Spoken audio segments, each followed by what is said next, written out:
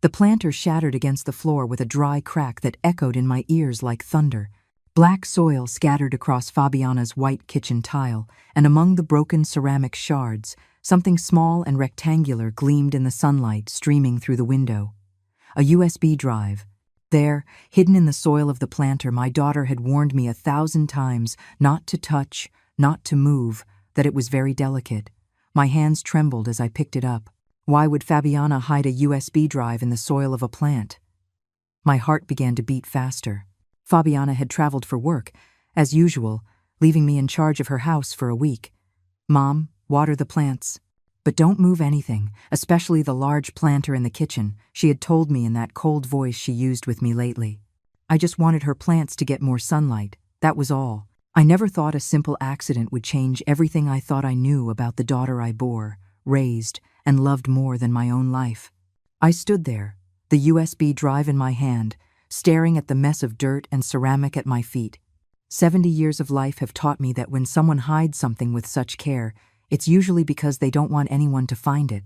And when your own daughter forbids you to touch something specific, it's because there's a secret that must not come to light.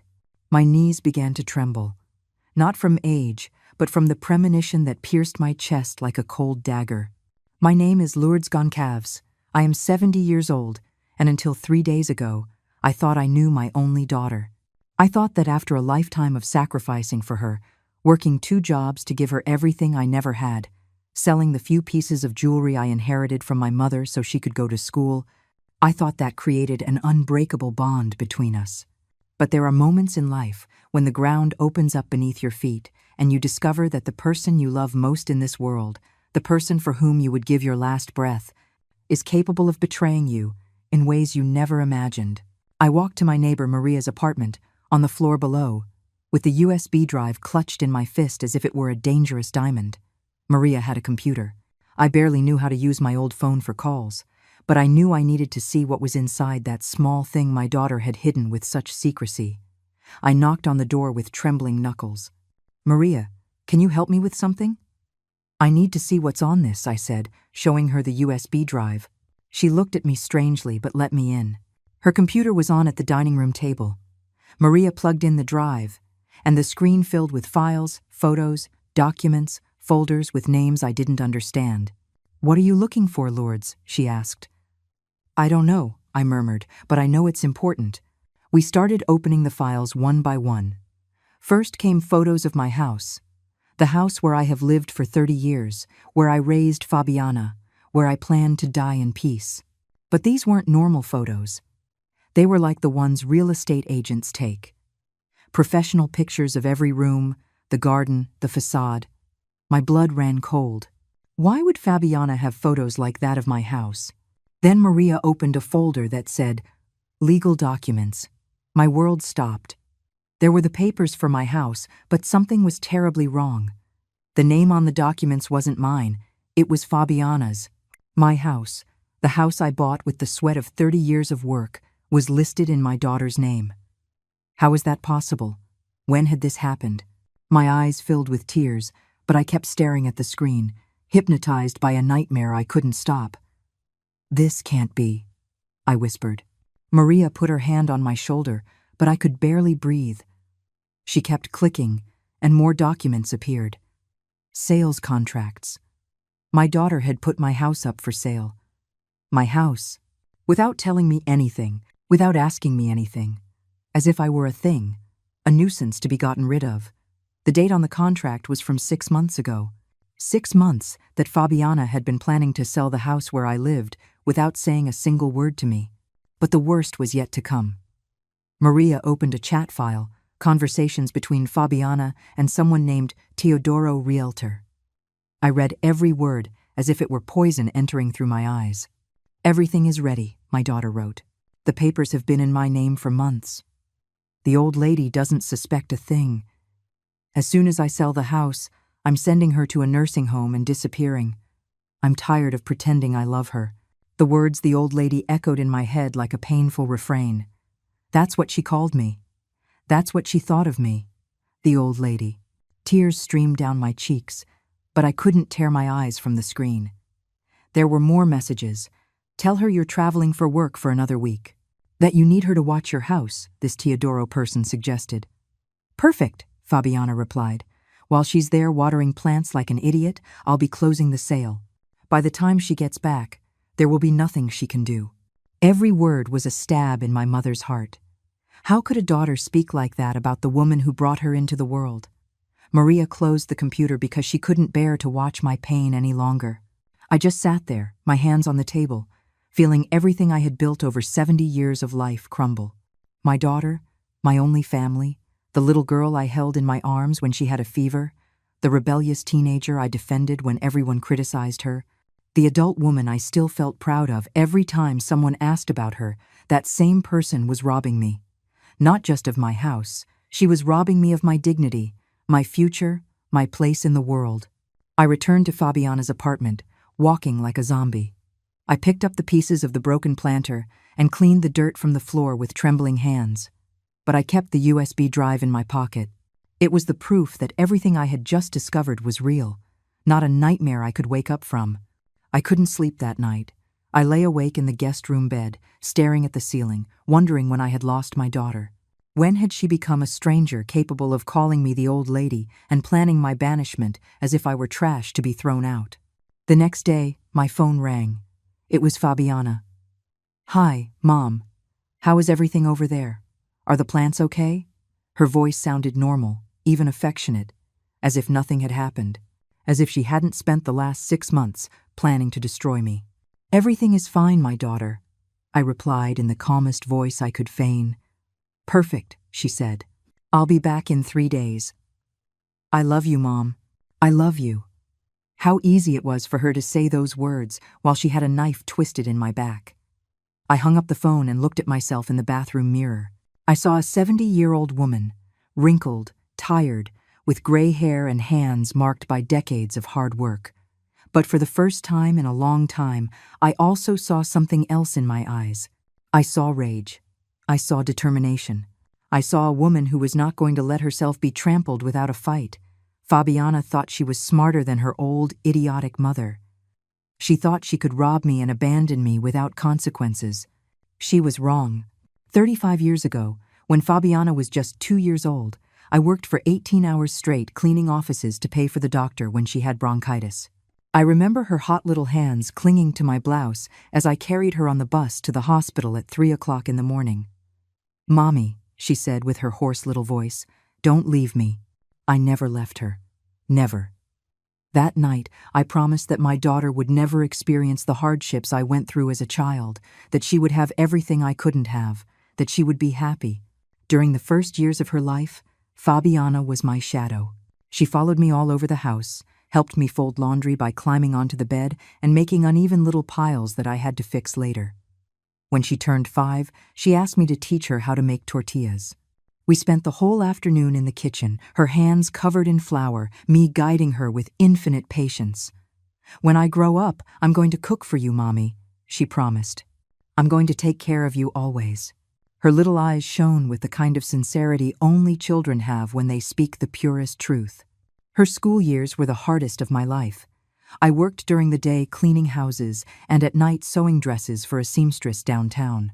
I would come home with my fingers bleeding from so many needle pricks, but it was worth it when I saw Fabiana doing her homework at the kitchen table, concentrating, trying her best. She always got good grades. The teachers told me she was very smart, that she had a future. I swelled with pride. My daughter would be someone important in life. My sacrifice would have meaning. When Fabiana turned 15, she wanted a big party. All her friends had had quinceañeras with expensive dresses, elegant halls, professional photographers. I knew we didn't have the money for that, but I couldn't disappoint her. I sold the gold earrings my mother had left me as an inheritance, the only valuable objects I owned in the world. With that money, I rented a small hall, bought her a pink dress that made her look like a princess, and hired a local band. The night of her party, when I saw her dancing with her friends, radiant with happiness, I knew it had been worth it. "Thank you, Mommy," she said, hugging me. "You're the best mom in the world." The college years demanded even more sacrifice. Fabiana studied business administration at an expensive private university. I had to take out loans, work extra weekends, and give up any personal indulgence. While other women my age were buying new clothes or going out with friends, I counted every penny to make sure Fabiana had books, supplies, and money for her expenses. We lived on beans and rice most days, but she never knew.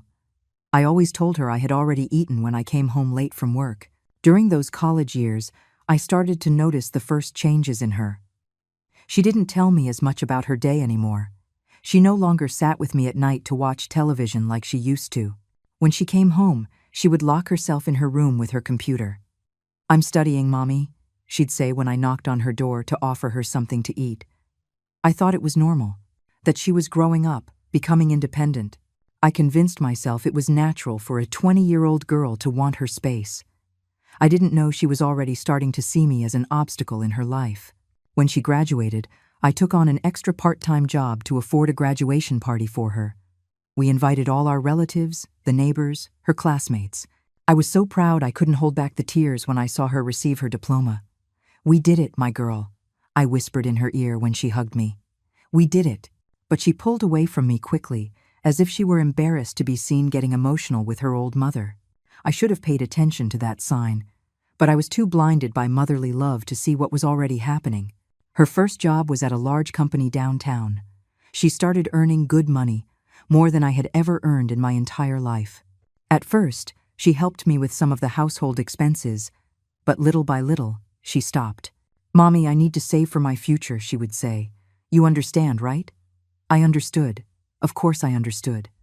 I wanted her to have financial stability, to never go through the difficulties I had. I kept working my double shifts to maintain the house where we both lived. I remained the same self-sacrificing mother I had always been. On weekends, Fabiana started going out more with her new coworkers. She would come home late, sometimes not until the next day. "They're work commitments, Mommy," she would explain. "Networking, important connections for my career." I didn't really understand those English words, but I trusted her. She had always been a responsible, intelligent daughter. If she said it was important for her job, it had to be true. It never occurred to me that she could be lying to me. It never occurred to me that she might be ashamed of me in front of her new, successful friends. One day she came home with the news that she had found an apartment for herself. "It's time for me to be independent, Mommy," she said. "I'm an adult now. I need my own space." My heart broke into pieces, but I tried to smile. It was normal, I told myself. Children grow up and leave. It's the natural cycle of life. I helped her pack her things, cooked her favorite meals for her to take, gave her extra money for moving expenses. "I'll visit you often," she promised. "And you can come to my apartment whenever you want. You'll always be welcome." At first, she did visit. Every Sunday she came for lunch, told me about her work, asked about my health, but the visits became less frequent. Every 2 weeks, then every month, then only on special occasions. When I called her, she was always busy. "I'll call you back, Mommy," she'd say. "I'm in an important meeting," but later never came. I would wait by the phone, but it wouldn't ring. I started to feel invisible in my own daughter's life. The last 2 years were the worst. Fabiana barely visited, barely called. When we did see each other, she seemed impatient, as if being with me was a heavy obligation she had to fulfill. She no longer asked how I was, no longer took an interest in my life. The entire conversation revolved around her job, her plans, her future. I was just a silent spectator in her brilliant and successful life. The little girl who once promised to always take care of me had become a woman who seemed to count the minutes until she could get away from me. But I still loved her. I kept making excuses for her coldness, her distance, her indifference. "She's busy building her career," I would tell myself. "When things settle down a bit, she'll be affectionate again like she used to be." I clung to the few moments of tenderness she gave me, like breadcrumbs a mother starved for love gratefully collects. I didn't want to see what was really happening. I didn't want to accept that my daughter had become a stranger who tolerated me out of obligation. The last time we had spoken before this work trip, 2 weeks ago, I had mentioned that my knees were hurting a lot, that the doctor had told me I needed a surgery I couldn't afford. I hoped she would offer to help, as I had always helped her. But she just said, "Oh, Mommy, doctors always exaggerate. I'm sure it's not as serious as they say. Just take some pills and you'll see. It'll go away." She hung up the phone without asking anything else, without offering to go with me to the doctor, without showing the slightest concern for my health. Now, sitting in her apartment, with the USB drive in my pocket and the truth scattered across my heart like broken glass, I understand that it wasn't a gradual process. It wasn't that she slowly stopped loving me. The reality is much crueler. Fabiana never really loved me. She only needed me. And now that she no longer needs me, now that she has everything she wanted, she is getting rid of me, like someone who throws away an old rag that is no longer useful. All the love I thought I saw in her eyes all these years was just convenience in disguise. That same night, as I reviewed the files on the USB drive again and again on Maria's computer, I found something that chilled me to the bone, a folder called Complete Plan. Inside was a text document with dates, strategies, detailed steps. My daughter had planned my destruction as if it were a work project. With the same coldness she used to organize her presentations at the office, she had designed a way to steal everything from me and make me disappear from her life forever. The document began like this: Operation Freedom. Steps to get rid of Mom for good. I had to read that line 3 times before I could process it. Operation Freedom. That's what she called the mission to destroy her own mother. As if I were a prison from which she needed to escape. As if my 70 years of life, the 35 years I dedicated to raising and loving her, were chains that oppressed her. To her, my love was a prison. My existence was an obstacle to her freedom. Step 1. Gain legal power over the house, the document read. Convince Mom to sign some papers, to protect the property from taxes. She doesn't understand anything about laws. It will be easy. I then remembered that afternoon 8 months ago, when Fabiana came to visit with a folder full of documents. "Mommy, I brought some papers for you to sign," she had said with a smile that I now understand was completely fake. "It's to protect the house from problems with the government." Purely a legal formality, but an important one. I had trusted her completely. "What do I need to sign, my girl?" I asked. She pointed to several lines. She explained it to me with words I didn't understand, but that sounded important. "Here, here, and here, Mommy. This is so you'll never have problems with the house, so that it's legally protected." I signed everything without reading, without asking, without doubting. How could I doubt my own daughter? How could I suspect that those papers were transferring ownership of my house to her name? That with my own signature, I was gifting her everything I had worked for over 30 years. Step 2. Wait 6 months for the papers to be fully processed, the document continued. Find a discreet buyer who will pay in cash to avoid complications. Teodoro knows investors who buy old houses to demolish and build condos. Old house. That's how she described the home, where she had grown up, where she had taken her first steps, where she had celebrated every childhood birthday. To her, it wasn't a home full of memories. It was just an old house that was worth money. Step 3. Invent a prolonged work trip to keep Mom distracted while the sale is finalized. I kept reading. Ask her to watch my apartment so she won't be at her house when the buyers come for inspections. There I was, taking care of her plants like an idiot, while strangers walked through my house, evaluating how much they could pay for it. While I was watering her flowers with motherly love, my own daughter was selling the roof under which I slept every night. Step 4.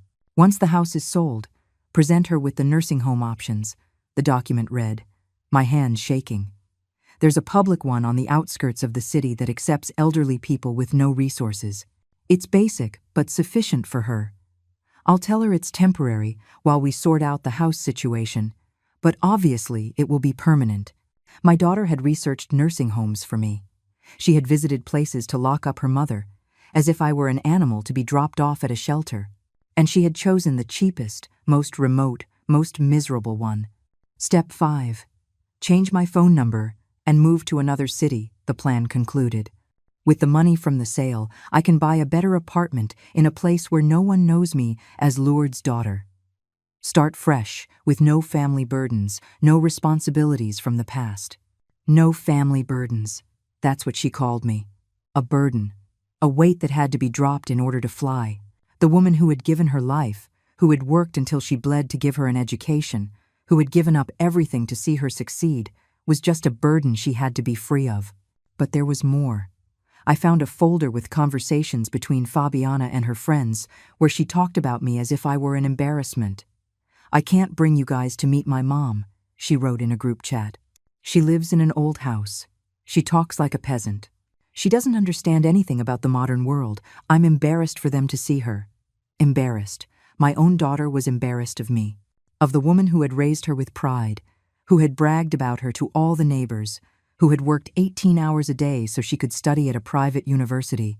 "You guys don't understand how exhausting it is to have such a primitive mother," she continued writing. "She's always asking obvious questions. She doesn't know how to use technology. She dresses like a small-town lady. When people ask about my family, I make up that my parents died. It's easier than explaining that I have a mother who looks like she's straight out of the 1950s. Each word was a stab. My daughter would rather say I was dead than admit I was her mother.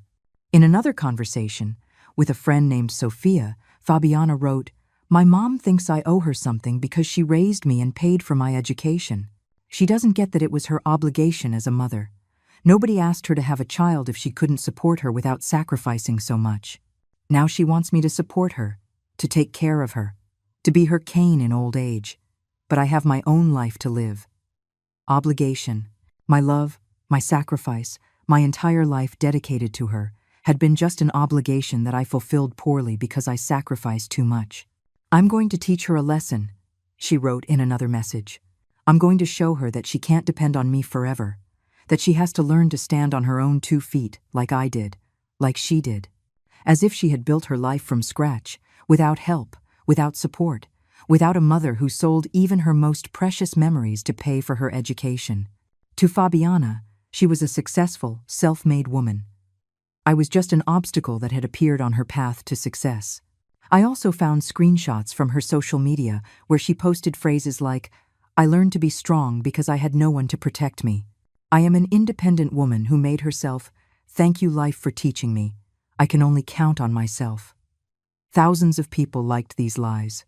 They congratulated her for being so brave and self-sufficient. As I read those words, I remembered the nights I stayed up watching over her when she had a fever, the Sundays I spent sewing to buy her new clothes, the years I lived on tortillas and beans so she could eat better. But what hurt the most was finding a chat where someone asked if she didn't feel guilty about abandoning her mother. Her response broke my soul. "Guilty? Why should I feel guilty? She chose to be a mother. I didn't choose to be born. She had to fulfill her responsibility to raise me. Now I have to fulfill my responsibility to live my own life. I owe her nothing more than gratitude. And I've already given her that for years by pretending to care. Pretending to care. All those hugs, those smiles, those affectionate words she had given me over the last few years had been an act, cheap theater, to keep me calm while she planned my destruction. Every "I love you," Mommy, had been a lie. Every "thank you for everything you did for me" had been hypocrisy. My daughter was a consummate actress who had deceived her own mother for years, making me believe there was still love between us. The last conversation I found was from 3 days ago, right when this work trip began. "Everything is ready," she wrote to Teodoro. "The buyers are inspecting the house tomorrow while my mom is at my apartment. If everything goes well, we sign on Friday, and by Monday the money will be in my account. By next weekend, the old lady will be in the nursing home, and I will be free forever." Free forever. Those words rang in my head like funeral bells. My own daughter was celebrating my banishment as if it were her college graduation. I closed the computer and sat there in Maria's living room, feeling every certainty in my life crumble like sandcastles. I had not only lost my house, I had not only lost my savings, I had lost something much more valuable. I had lost the illusion that I had a daughter who loved me. For 70 years, I had believed in a mother's love as the most powerful force in the universe. Now I discovered that this love could be one-sided, that it could be despised, that it could be used as a weapon to destroy the one who gave it most. But as I walked back to Fabiana's apartment, with the USB drive tucked in my pocket like a black diamond full of sand, something began to change inside me. The sadness was transforming into something stronger, something more dangerous. Something my daughter did not expect from her old, idiotic mother. It was transforming into a determination as cold as ice. Fabiana had underestimated the woman who had raised her. She had forgotten that to survive 70 years in this cruel world, a woman needs to be stronger than she appears. The following days were the loneliest of my life, but also the most revealing. I stayed in Fabiana's apartment like a ghost, surrounded by her expensive things, her elegant furniture, her photographs where she appeared smiling with friends she had never introduced to me. In every photo she looked happy, successful, radiant. I was in none of them. It was as if she had erased my existence from her life long before she planned to physically erase me from this world. During the day, I walked through her apartment, trying to find any sign that something of the girl I had raised still remained. I looked for childhood photos, letters she might have written to me, any gift I might have given her that she had kept out of affection. I found nothing, absolutely nothing to indicate that I had ever been important in her life. It was like living in the house of a stranger who happened to share my last name. In her refrigerator, there were photos with friends, with coworkers, with men I suppose were her boyfriends over the years. But not a single photo of me, not even an old family picture hidden behind the others. I had been completely eradicated from her present. For anyone who entered her apartment, Fabiana was a young, successful woman, with no family, no past, no mother. As if she had been born from nothing at the age of 25, already formed and independent. That first night, after discovering the truth, I couldn't sleep. I sat on the guest room bed, looking out the window at the illuminated city, trying to understand when I had lost my daughter. Was it when she started college and met wealthy people? Was it when she got her first job and felt superior to me? Or had she always been this way, and I had been blinded by motherly love all these years? I remembered every sign I had ignored, every hurtful comment I had excused, every gesture of contempt I had interpreted as work stress. Like the time I brought food to her office because she was working late, and she met me at the reception without inviting me up. "Thanks, Mommy, but I'm very busy," she said, taking the bag of food without even opening it to see what I had brought her. "I'll call you later." She never called. When I asked her days later if she had liked the food, she said she didn't remember eating anything special that week. Or like that Christmas when I invited some neighbors over for dinner at our house, and she arrived late, looking annoyed, greeted everyone perfunctorily, and left early, making up a work excuse. "It's just that I don't fit in with those people, Mommy," she explained later. "We have nothing in common. Those people were the people who had stood by me for years, who had comforted me when she didn't show up, who had been more of a family to me than my own daughter. But to her, they were inferior people, not worth her time." On the second day in her apartment, I began to go through everything systematically, not to snoop, but to understand who I was really dealing with. In her drawers, I found receipts for purchases that cost more than my salary for 3 months. Shoes, handbags, clothes from brands whose names I couldn't even pronounce. While I lived counting pennies to pay the utility bills, she was spending fortunes on whims she used once, and then forgot. I also found bank statements she had left lying in a drawer. My daughter had more money saved than I had seen in my entire life. She could have helped me with the knee surgery without even feeling the expense. She could have given me a dignified life in my final years without affecting her lifestyle in the slightest. But she had chosen to let me suffer while she lived like a princess. The money wasn't the problem. The problem was that I wasn't worth it to her. On her personal computer, which she had left on, I found more conversations that confirmed what I already knew but what still hurt to read. In a group chat with her work friends, someone asked why she never talked about her family. "Because I don't have a real family," Fabiana replied. "I have a biological mother, but emotionally we're strangers. She lives in a different world than I do. It's like we're from different species." "She never invites you to lunch with us," another friend asked. "Never," Fabiana replied. "It would be super awkward. You guys wouldn't understand what she talks about, and she wouldn't understand what we talk about. Besides, she's always asking to borrow money or making up medical emergencies to make me feel guilty and help her financially. Asking to borrow money, making up medical emergencies." That's how she described my few and desperate requests for help when I genuinely couldn't afford something important. In another chat, she told someone named Ricardo, "My mother is one of those women who think that just because they gave birth to you, You have to support them for the rest of their lives. She doesn't understand that I have my own responsibilities, my own expenses, my own future to secure. She constantly plays the victim and makes me feel guilty for being successful. She's toxic, but it's hard to cut her off completely because society judges you if you abandon your mother. Toxic, playing the victim, making her feel guilty for being successful. Every word was a lie constructed to justify her cruelty. But what hurt me the most was finding a chat where someone asked if she didn't feel lonely without close family. On the contrary, she wrote, I feel free.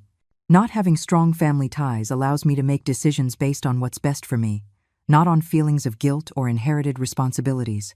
My mother always told me that family is the most important thing, but I learned that the most important thing is yourself. Family can be a burden that holds you back from growing. Those words pierced me like bullets. Family can be a burden that holds you back from growing. That's what she thought of us, of the mother-daughter relationship, of the love I thought we shared. To her, loving me had been an obstacle to her personal growth. Taking care of me had been a chain that tied her to the past. Valuing me had been a weakness she needed to overcome, to become the successful woman she wanted to be. On the third day, I began to methodically save evidence. I photographed every document, every conversation, every piece of evidence of the betrayal with my phone. At first, my hands shook, and I didn't know how to use the phone's camera very well, but necessity taught me quickly. I needed that proof. I didn't know exactly what for, but I had a feeling I would need it. I also began to remember strange behaviors from Fabiana over the last few months that now made sense.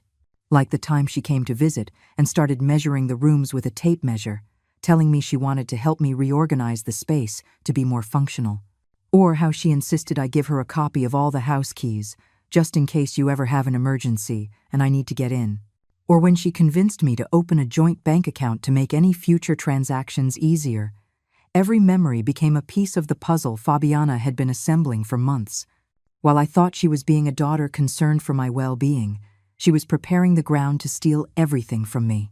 Every gesture of apparent affection had been calculated. Every show of interest in my life had had a specific goal.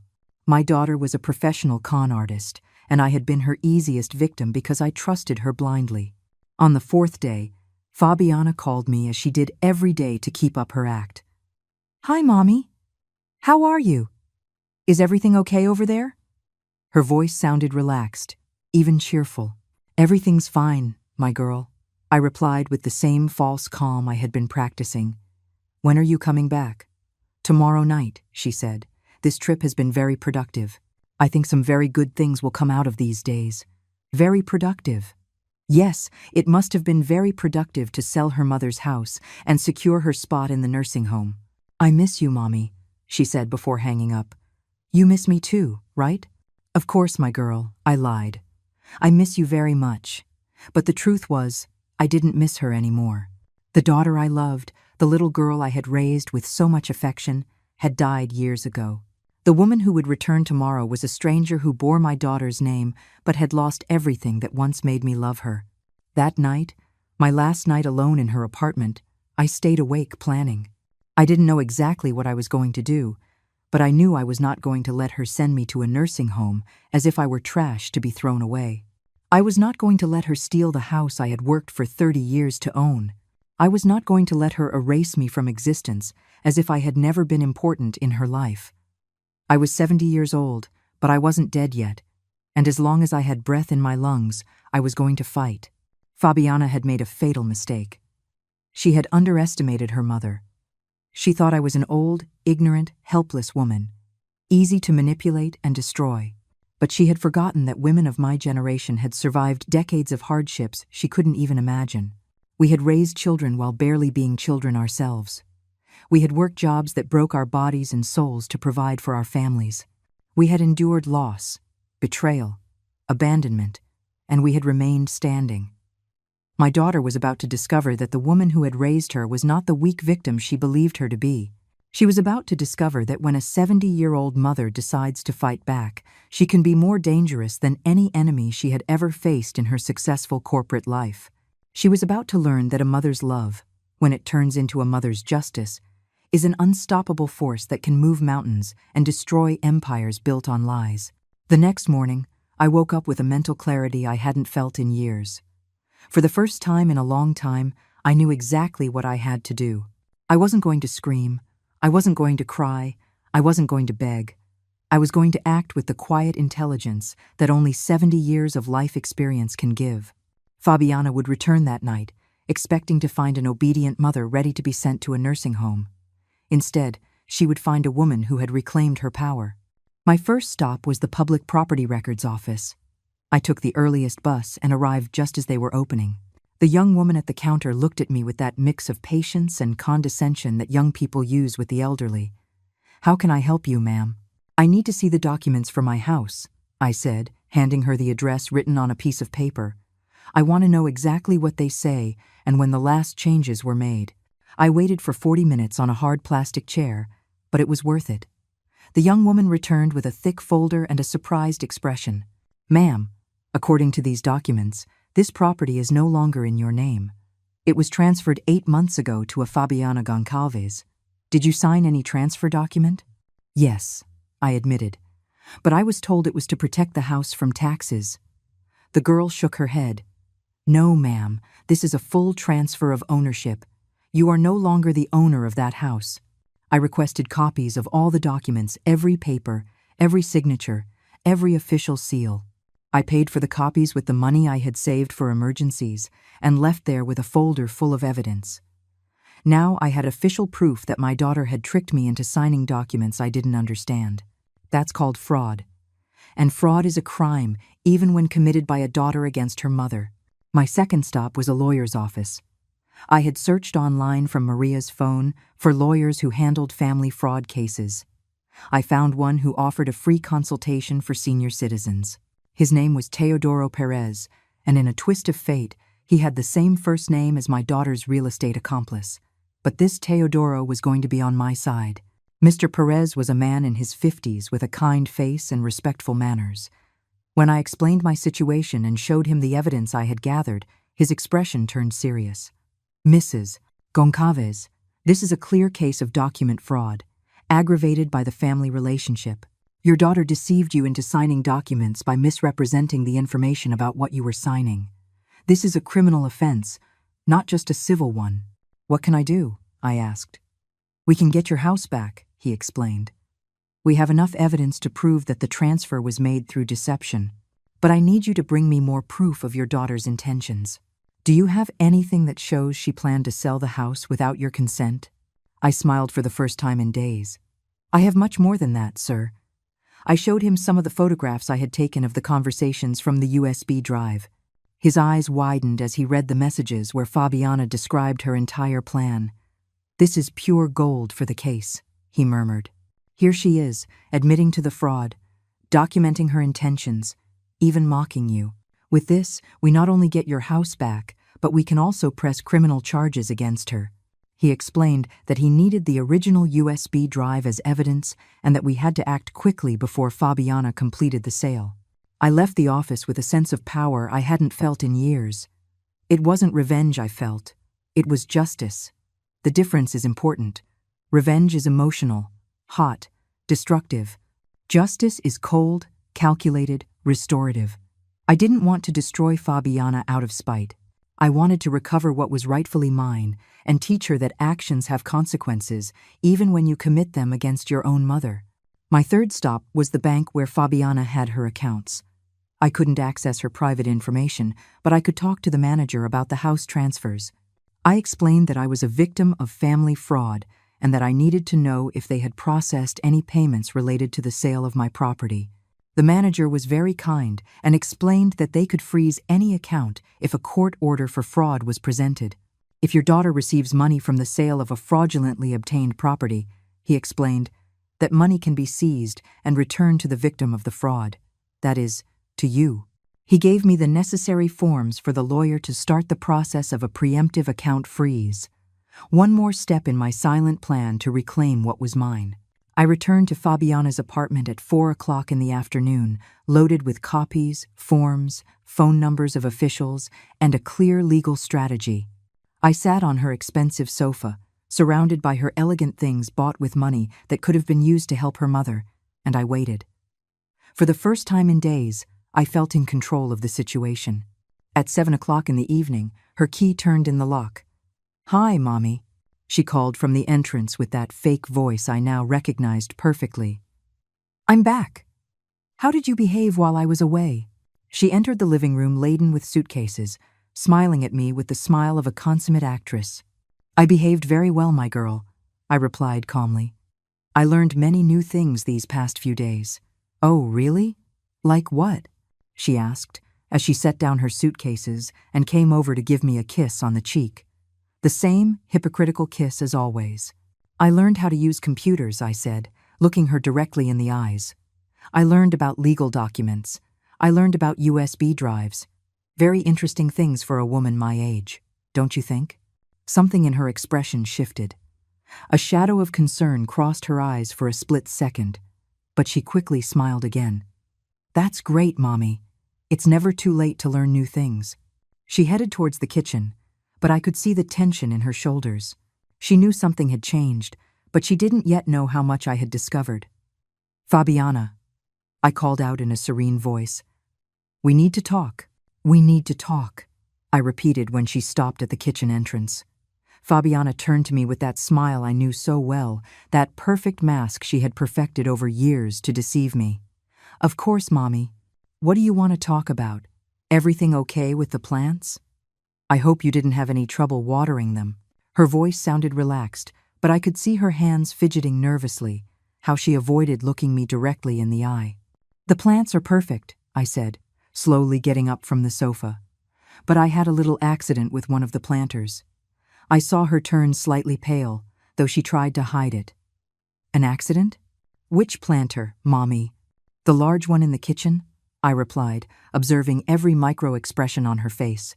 "The one you told me not to touch because it was very delicate. It slipped from my hands when I was moving it. To get more Sunday," Fabiana swallowed, almost imperceptibly. "Did it break?" "Don't worry, Mommy. Planters can be replaced. It's not important." But her eyes said otherwise. Her eyes were calculating, evaluating, trying to determine how much I had discovered in that scattered soil. "You're right," I said with a calmness that surprised even me. "Planters can be replaced, but some things can't be replaced so easily. Like trust, for example." "I don't know what you're talking about, Mommy," she murmured, but her voice no longer sounded so confident. She walked into the kitchen, and I followed. I could see her looking around for any sign of the broken planter, any evidence of what had really happened. I had cleaned up so well that there wasn't a trace of dirt on the floor, but I had also cleaned up so well that there was no trace of the USB drive that had been hidden there for months. "It was very interesting what I found in the soil, Fabiana," I said as she pretended to check the other plants. "I never thought plants could keep such big secrets." She turned to me with eyes that could no longer hide her worry. "What did you find, Mommy?" Her voice was barely a whisper. "Soil," I answered. "Just soil. What else could there be in a pot?" For a moment, I thought she was going to confess everything. I saw her struggling internally, weighing whether to maintain the lie or change her strategy. But Fabiana was too calculating to break down so easily. "You're right, Mommy. Just soil. You scared me for a moment. I thought you found some weird bug or something." She smiled again, but this time the smile didn't reach her eyes. While she feigned normalcy, I observed every detail of her behavior. The way her hands trembled slightly when she thought I wasn't looking, how she compulsively checked her phone every few minutes, probably waiting for news about the sale of my house, how she bit her lower lip when she thought I wasn't watching, a nervous tic she'd had since she was a child when she knew she had done something wrong. "You know what, Mommy?" she said suddenly, with exaggerated cheerfulness. "I think it's time we talked about your future, about some important decisions we need to make together." Here it came, the moment she had been rehearsing for months. The conversation where she was going to explain why I had to go to a nursing home temporarily while we sorted out some legal issues with the house. "That sounds perfect, my girl," I replied, sitting down at the kitchen table. "I also have some important things to tell you. Things I learned these past few days. Things about documents, about property transfers, about plans that sometimes turn out differently than one imagines." I saw her tense up like a cornered animal deciding whether to attack or flee. "Mommy, I've noticed you've been very confused lately," she said, adopting a condescending tone she had likely practiced in front of a mirror. "I think your age is affecting you more than we want to admit. Sometimes you say things that don't make much sense." There it was. The strategy to make me seem like a senile old woman whose words had no credibility. How convenient it would be for her if everyone believed her mother had lost her mind. It could be, I admitted, feigning insecurity. At 70 years old, one gets confused easily. For example, yesterday I found some papers in my house that I don't remember signing. Documents that, according to the Property Records Office, transfer my house to your name. But I'm sure it's just my elderly confusion, right? Her mask fell away completely. For the first time in years, I saw her true face cold, calculating, without a trace of the love I once thought I saw there. "Mom," she said, in a voice that no longer feigned affection, "we need to talk seriously." "Yes, it's true the house is in my name now. I did it to protect you, to protect your assets from legal problems that could arise in the future. It's normal that at your age, you don't understand these complicated procedures. Protect me." What an interesting word she had chosen to describe her theft. "I understand it might seem confusing," she continued in that cold voice, I now recognized as her true personality, but it was the right decision. In fact, I've already found a buyer for the house, an investor who is willing to pay very well for the property. With that money, we can ensure you have a dignified old age in a specialized facility where you'll be cared for as you deserve. A specialized facility. What an elegant way to say nursing home. "And where would you live, my girl?" I asked, maintaining my tone of senile confusion. "I'll be moving to another city for work. It's an incredible opportunity I can't pass up. But don't worry. I'll visit you whenever I can. Whenever I can." Translation: never. "The place I found for you is very good," she continued, explaining her plan as if it were an act of filial love. "They have nurses 24 hours a day, activities for people your age, 3 meals a day. You'll be much better cared for than living alone in that old house that needs more repairs every day." Old house. Her words confirmed that I had correctly read the conversations on the USB drive. But what struck me most was the ease with which she lied. The naturalness with which she turned a theft into an act of protection, an abandonment into an act of love, a betrayal into a responsible decision. My daughter was a consummate sociopath who had perfected the art of emotional manipulation, and I had been her perfect victim for years because I trusted her blindly. "When do I have to leave?" I asked, feigning resignation. On Monday, she replied with a smile that was meant to be reassuring. "I've already spoken with the administration of the facility, and they have a room available for you. This weekend, we can pack your most important things. You don't need to bring much. They provide all the basics there." This weekend, in 3 days, my daughter planned to erase me from her life forever. "Okay, my daughter," I said, getting up from the table. "If you think it's what's best for me, I trust your judgment. You've always been smarter than me about these things." I saw her relax immediately. She had managed to convince the ignorant old woman to accept her fate without a fight. Everything was going according to her perfect plan. That night, while Fabiana silently celebrated her apparent victory, I lay awake in the guest room, going over every detail of my own strategy. Tomorrow would be Saturday. She expected to spend the weekend packing my belongings and preparing my deportation to the nursing home. Instead, she would wake up to a surprise she had never considered in her calculations. A mother who had decided to fight back. Saturday dawned with a gray, overcast sky, as if even the weather knew that on this day everything was going to change forever. Fabiana woke up late, relaxed, with that smile of satisfaction of someone who believes they have everything figured out. She made me breakfast as if it were a gesture of kindness, when in reality it was the farewell breakfast of someone condemned to die. "Good morning, Mommy. Did you sleep well? Today we're going to start organizing your things for the move on Monday." "Good morning, my girl," I replied with the same tranquility I had been practicing. "Before we pack, I'd like to run some errands. I have to go to the bank to close my account and take care of some pending paperwork. Could you come with me? I don't really understand these modern procedures." I saw her hesitate for a moment. She probably thought it was a waste of time to accompany an old woman on irrelevant errands, but she needed to maintain her act of the loving daughter until the very end. Of course, Mommy. Let's go whenever you're ready. An hour later, we were walking towards the city center. Fabiana was glued to her phone, probably coordinating the final details of the sale of my house, while I walked in silence, looking at the streets I had walked for 70 years. Streets I thought I would never see again after Monday. Our first stop was the bank, but not to close my account as I had told Fabiana. It was to meet with Mr. Teodoro Perez, who was waiting for me in the manager's office with all the documents ready. Mrs. Goncalves, he greeted me as we walked in. I'm so glad you came. We have everything prepared. Fabiana looked at me, confused. Who is this man, Mommy? He's my lawyer, I replied with a calm that left her frozen. Mr. Perez is helping me with some legal matters related to my house. I watched as her face changed from confusion to alarm in a matter of seconds. Your lawyer? What do you need a lawyer for, Mommy? Her voice no longer sounded condescending. It sounded nervous. To get my house back, I said, looking her directly in the eyes. To prove that you tricked me into signing documents that transferred my property to your name without my real knowledge. To prove that you plan to sell it and send me to a nursing home against my will. To teach you that actions have consequences, even when you commit them against your own mother. Mr. Perez opened his briefcase and began to pull out document after document.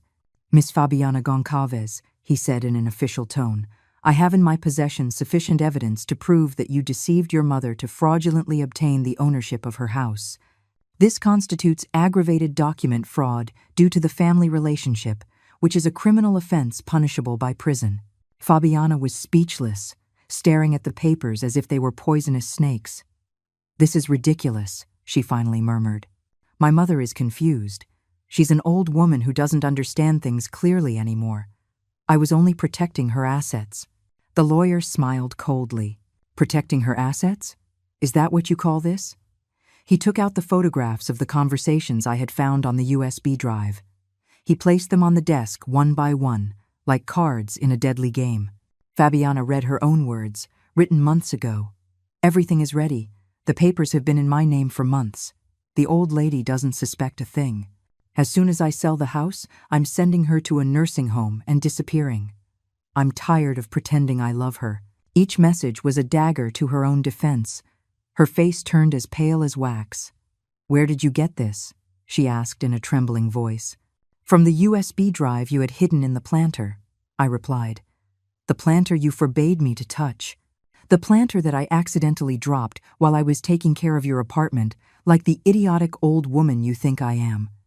I saw her eyes fill with panic as she realized her perfect plan had been destroyed by a simple accident.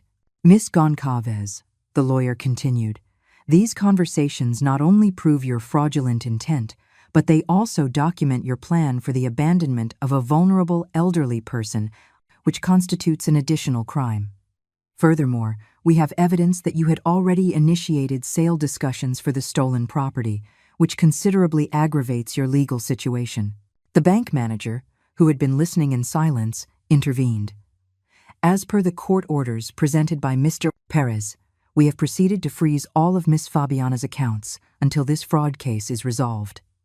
Any money received from the sale of fraudulently obtained property will be seized and returned to Mrs. Goncalves. Fabiana collapsed into the chair like a house of cards. You can't do this, she whispered. I'm her daughter. I only wanted what was best for her. What was best for her, the lawyer repeated ironically, was to steal her house and abandon her in a nursing home while you moved to another city to never see her again. The evidence was overwhelming. Her own words condemned her. Furthermore, the lawyer added, we have notified the authorities about your fraudulent real estate sale plan, Mr. Teodoro, the real estate agent who was helping you, is also being investigated as an accomplice to fraud. Fabiana's eyes widened. Teodoro too? Too, I confirmed. When a confused old woman decides to fight back, she discovers she has more resources than her tormentors imagine. Mom, she said, in a voice that tried to recover some of the feigned sweetness from before, we can resolve this as a family. There's no need to involve lawyers or the police. I'll give you the house back, and we can forget all about this. It was pathetic to see her trying to manipulate me, even in that moment of total defeat. Forget all about this? I asked. Like how you were going to forget about me after Monday, when you dropped me off at the nursing home. The lawyer closed his briefcase with a final snap. Mrs. Goncalves, the fraudulent transfer documents have been judicially nullified. Your house is legally back in your name. Your daughter's bank accounts will remain frozen until the criminal proceedings are resolved. And we have requested a restraining order, so she cannot approach you or your property. Cold, precise, relentless justice. We left the bank in silence. Fabiana walked like a zombie, processing that in a single morning she had lost everything. The money from the sale, her frozen savings, the house she thought she had successfully stolen, and her freedom threatened by criminal charges. Why? She asked when we reached the corner. Why are you doing this to me? I'm not doing anything to you, I replied. I'm just undoing what you did to me. I'm your daughter, she yelled, finally losing her composure. I'm your only family. No, I replied, with a coldness that surprised even me. My daughter died years ago. You are just a stranger who bears her name and who tried to destroy a defenseless old woman. The difference is, that old woman turned out to be smarter than you calculated. I left her standing there on the sidewalk, her perfect world crumbling around her, while I took the bus back to my house. My real house. The house I had recovered not with screams or pleas, but with evidence, strategy, and the silent justice that can only be wielded by a woman who has lived long enough to know that in this world, no one will defend you if you don't defend yourself. The following days were like watching an empire built on lies crumble brick by brick. Fabiana tried desperately to contact me, but I had changed my phone number on the lawyer's recommendation. Her calls to my old phone were met with an automated message saying, "This number has been disconnected," just as she had planned to do with me, disconnect me from her life forever. Through Maria, my neighbor, I found out that Fabiana had come to my house on Tuesday, 3 days after our confrontation at the bank. She had banged on the door desperately, shouting that she needed to talk to me, that it had all been a misunderstanding. But I wasn't there. I had gone to visit my sister in Guadalajara for a few days, following the lawyer's advice to stay away while the final legal documents were being processed. She looked terrible, Maria told me when I returned, disheveled, with dark circles under her eyes, as if she hadn't slept in days. She asked if I knew where you were, if I had your new phone number. When I told her I knew nothing, she started crying right there in the street like a little girl. A very small part of my heart ached at the image of her like that. But I immediately remembered the words she had written about me, the old lady. I'm tired of pretending I love her. I'm embarrassed for them to see her. On Wednesday, Mr. Perez called me with news. Mrs. Goncalves, your daughter tried to withdraw money from an account she had at another bank, but we have located and frozen that one as well. Additionally, her accomplice, the real estate agent Teodoro, has decided to cooperate with the investigation to reduce his charges. He has confessed to the entire plan and has provided documents proving he knew the property was obtained fraudulently. What does that mean? I asked. It means the case against your daughter gets stronger every day. Not only do we have her own conversations admitting to the fraud, but now we have her accomplice's confession detailing how they plan to deceive you and steal your assets. Your daughter is in a very difficult legal situation. Slow but relentless justice, like a net gradually closing with no escape. On Thursday morning, while I was having my coffee in the garden of my recovered home, I saw a familiar car park outside. It was Fabiana. She got out of the car and walked slowly, as if each step took a superhuman effort. She looked exactly as Maria had described her, gaunt, with wrinkled clothes, uncombed hair, and a face swollen from crying. For the first time in years, my successful, elegant daughter looked like what she really was, a failed con artist facing the consequences of her actions. She knocked on the gate with her knuckles, not with the key she had possessed for years. The restraining order forbade her from entering my property. "Mom!" she yelled from the sidewalk. "Please, I need to talk to you. Let me explain. This whole thing got out of control. I never meant for things to go this far." She never meant for things to go this far. As if the problem was that she got caught, Not that she had planned to rob and abandon me. I opened the door but did not step off my property. "You have 5 minutes," I said. "After that, I will be forced to call the police for violating the restraining order." She came as close as she could without crossing the line of my garden fence. "Mom, I know I made mistakes, but I can fix everything. We can go back to being a family. I'll give you the house back. I'll take care of you like you deserve. We can forget this whole misunderstanding." "Misunderstanding?" I repeated with a calm that completely disarmed her. "Is that what you call 8 months of planning to steal my house and send me to a nursing home? Is misunderstanding what you call referring to me as the old lady in your conversations? Is misunderstanding writing that you're tired of pretending to love me?" With every word I said, I saw her shrink as if my sentences were physical blows. "I was confused," she murmured. "I was stressed with work, with financial pressures. I wasn't thinking clearly. But you're my mother. I love you. I have always loved you." The same words she had said to me on the phone the week before, when she thought she had everything under control, now sounded desperate, empty, like the pleas of an actress who had forgotten her lines. "If you loved me," I said, "you wouldn't have planned to erase me from your life as if I were garbage. If you loved me, you wouldn't have described our moments together as pretending to feel affection you didn't feel. If you loved me, you wouldn't have researched nursing homes to get rid of me while you moved to another city to never see me again." Every accusation was a dagger that pierced her defense of being a misunderstood victim. "I can change," she insisted, tears streaming down her cheeks. "I can be the daughter you deserve. Give me a chance to prove it to you." "You already had 35 years of chances," I replied. 35 years in which you chose to see yourself as a victim of my motherly love instead of valuing the sacrifices I made for you. This isn't your first chance, Fabiana. It's the final consequence of all the chances you wasted." She stood there, clinging to the bars of the gate, like a prisoner begging for clemency. "You can't do this. I'm your only family.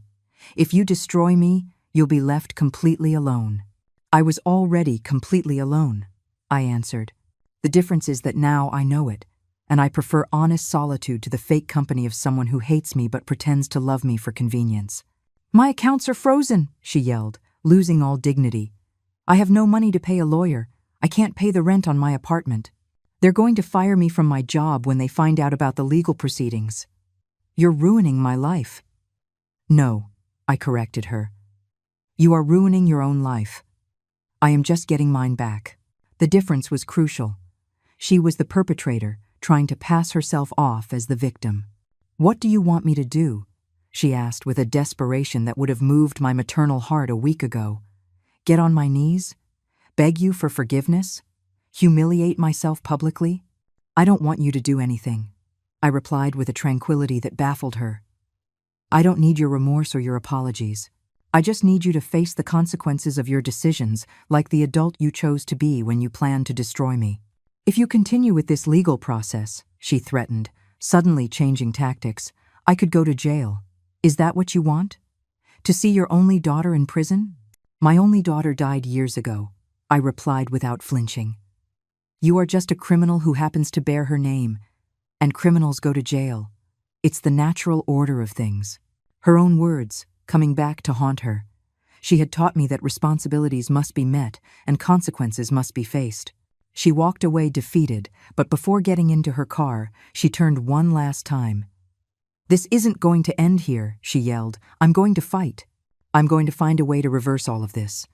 I'm not going to give up." "Perfect," I yelled back. "Fight all you want. But now you'll be fighting against someone who no longer underestimates you. You'll be fighting against a woman who discovered she can defend herself."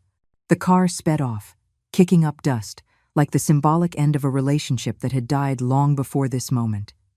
That night, as I ate dinner alone in my recovered kitchen, I reflected on what had happened. I didn't feel sadness for having lost my daughter. I felt relief for having found myself. For 70 years, I had defined my worth through the love I gave to others. Now I had learned that my worth didn't depend on others loving me, but on me respecting myself enough not to let them destroy me. 6 months later, my life had found a peace I hadn't experienced in decades. Every morning I woke up in my own house, in my own bed, surrounded by my own things, without fear that someone would come to snatch away what was mine. The legal process had ended with Fabiana accepting a sentence of 2 years of probation and the obligation to pay a considerable fine for family fraud. She wouldn't go to jail, but her criminal record and legal debts would follow her for years. My house had become a true refuge. I had renovated the garden, planting new flowers that I tended to every morning with the same love I once dedicated to raising a daughter who didn't value me. These plants, at least, bloomed in response to my care. They didn't lie to me, they didn't betray me, they didn't plan to get rid of me when they no longer needed me. I found in gardening the peace I had sought in motherly love for so many years. Maria had become my best friend and confidant. We had coffee together every afternoon, sharing stories of our lives, laughing at our antics, planning little adventures like going to the market or visiting other friends in the neighborhood. I had discovered that sincere friendship between women my age was much more comforting than the feigned love of a resentful daughter. Maria valued me for who I was, not for what I could give her. Mr. Teodoro Perez had become more than just my lawyer. He was a kind widower who visited me regularly, not for business, but out of genuine affection. It wasn't romance that was blooming between us, but a mature and respectful companionship. Someone with whom to share intelligent conversations, walk in the park on Sundays, or simply sit in silence watching television without feeling the need to fake emotions that weren't there. One afternoon in April, as I was watering my new plants, I saw a family car park in front of my house. It was Fabiana, but this time she didn't come alone. An older man accompanied her, probably another lawyer trying to find some legal loophole to reverse her situation. They got out of the car and walked towards my door with the defeated arrogance of someone who knows they have nothing to lose because they have already lost everything. I didn't bother to go out to greet them. I continued watering my plants as if they were irrelevant visitors who didn't deserve to interrupt my daily routine. Fabiana knocked on the door insistently. "Mom, I know you're there. Please, open up.